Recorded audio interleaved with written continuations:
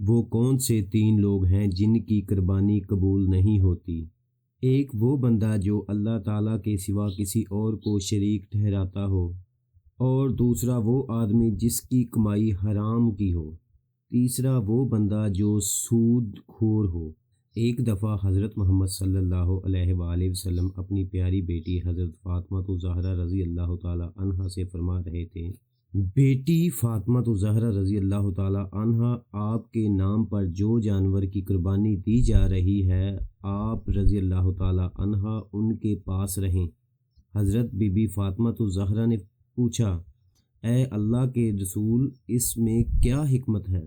آپ صلی اللہ علیہ وآلہ وسلم نے بڑے پیار سے فرمایا، بیٹی، قربانی کے جانور کا پہلا قطرہ خون کا زمین پہ گرنے سے پہلے اللہ تبارک و تعالیٰ اس کے سارے گناہ معاف فرما دیتا ہے۔